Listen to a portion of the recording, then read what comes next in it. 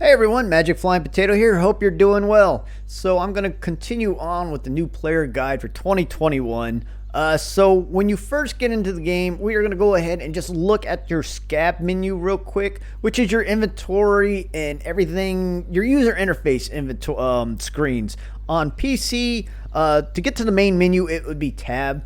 On the Xbox controller, it is the double square button next to the menu button. So let's go ahead and hit that.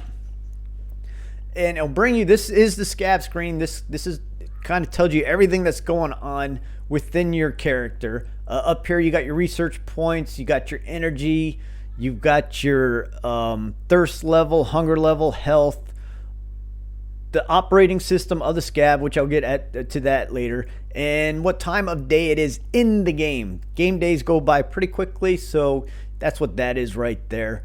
So, you know, as you pick up things, craft things, it will go into your backpack.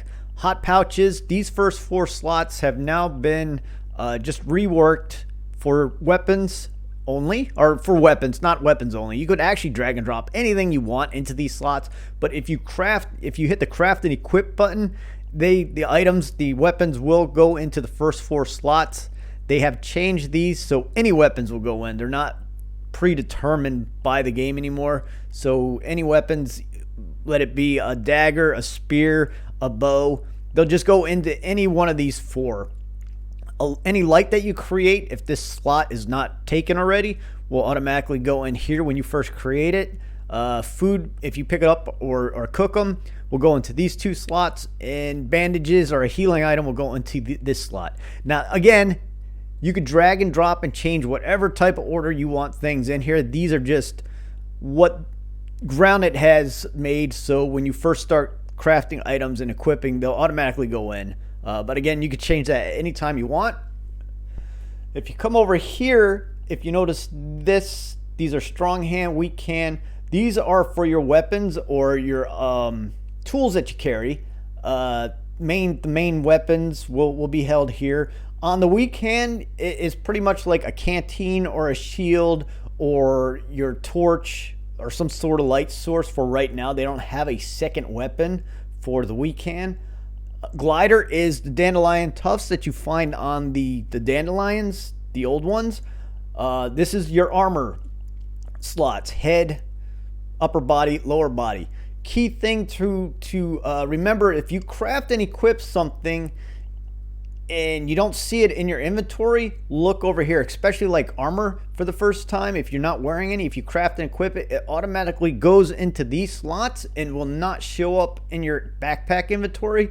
That is a relatively new update that they did, so it doesn't take up backpack slots, so you can carry more. We'll go ahead and go over to your status. These are all mutations that you will get when you're playing. The more you explore, the more things you find, the more things you do. Mutations will unlock. They level 1, 2, and 3. For a lot of them, not everyone has 3 levels. Some have just 1 level. Again, it's as you do things like exploring gives you a mutation for exploring. Running, a cardio mutation. Chopping down grass and stems and stuff like that with your axe, that gives you mutation. Breaking rocks gives you mutation. Using weapons and just different things like that will give you mutations. So as you progress through the game, these will start unlocking, and we could actually talk about these later. Crafting when you first get into the game, there is absolutely nothing going on here. So yeah, as you start exploring more and more things, as you pick up things out in the world, as you start crafting things, when you kill bugs and get their guts and black stuff that they have, this whole page will start opening up, and you'll start getting more and more craftable items, and it actually you'll see there's going to be a lot going on here as you progress through the game. The map, if you scroll out, they actually have improved the map a lot. Even though it doesn't look like it's a very nice map, it's definitely a lot nicer than what we had when we first started out. This is the big koi pond up here. This is pretty much the main area of your exploration. The flooded area here is the hedgerow which I'm not going to give you a spoiler, but there might be something interesting over here. You probably know there is a lab over here. This is the gas zone, so if you come over here, you're going to need to put on a gas mask because there's a poisonous weed killer floating around. Another flooded zone. Big thing right here is the oak tree. Again, this map really doesn't show much when you first start out, but as you go out exploring and you discover things will start appearing on the map.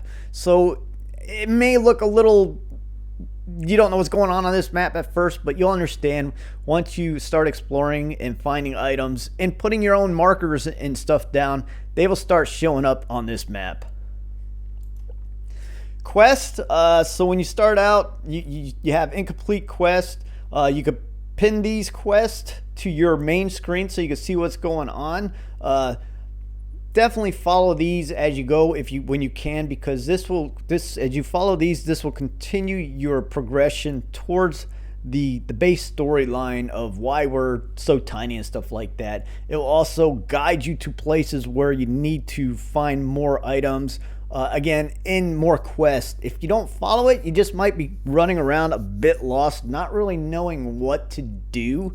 So yeah, go ahead and make sure you do follow these, and as you complete them, you will get research points, and you'll see what those are for later on.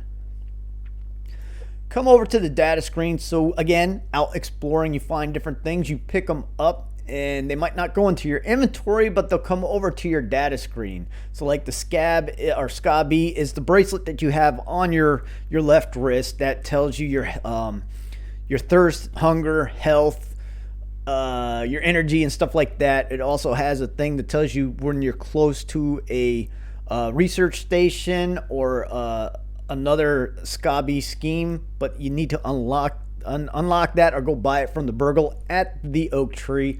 More on that later, not in this video. This is just basic. But yes, if you find cassette tapes or notes or anything like that, and you want to go back and replay them because you might find them out of order, come to the data screen, key items, and you'll see like cassette tape labeled 1, 2, 3. If you click on them, they will start playing the tape, and it just kind of unlocks what you're out here doing, why we're here in this world. Huge thing that they've really done a lot of updates on is the tutorials. So if you're out there running around and you just don't want to go stop the game and go look, come to my YouTube page. That was a plug, but yes. No, you can go to any page, but yes, you figure things out. You come over here and just click on them, and it will tell you pretty much the basics of what you have to do. Little graphic stuff. Again, big improvement from when we first started back at last July. And it's again, just click through it if just to get an idea of what is going on. Like right here, the SCA.B vitals, which is down when you're in the main screen down here at this corner. This is what this is, and again, it's telling you food, health, your energy level, water, and all this right here. Using your hot pockets, hot pouch slots, crafting, tools, gears. You get it. It's a very basic tutorial to help you through learning how to play the game, learning how different things are working. This is very useful now, and yeah, definitely if you get stuck, go to the tutorials, which is in your data and your tutorial section. I always forget about this one because just where it's located. You go to your SCA.B operating system. Okay, so right here, if you pick up, you'll find the SCA.B schemes right here hidden throughout the world, and if you pick one up, you may not know what it is, what to do with it. It'll say you found this certain scheme, and you're like, okay, now what do I do? Come over to your OS and then come over to these two drop downs right here. All they are is pretty much they change the look of your screen, your SCA.B user interface, or your user interface menu. Just like this. This is pretty much what it is. It just changes the colors, and there's a whole bunch out there, and it will change the color of this screen, and also see your menu bar down at the bottom, your your hot item bar, it will change the color of that. Also over here, we find the icon keys, which are very important throughout the game because you'll come across some of these symbols and you're not quite sure what they are. You come right here and it will pretty much tell you basically what these little items mean, and it just helps you out as you're playing. Some of them still may not be very clear, but at least you get the basic idea of what different effects are. Like if you drink a smoothie, or you're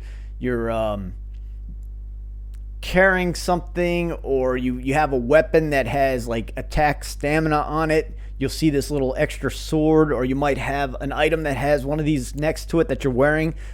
Just come over to your OS system, look on this icon key, and it will kind of explain what that little symbol means for you.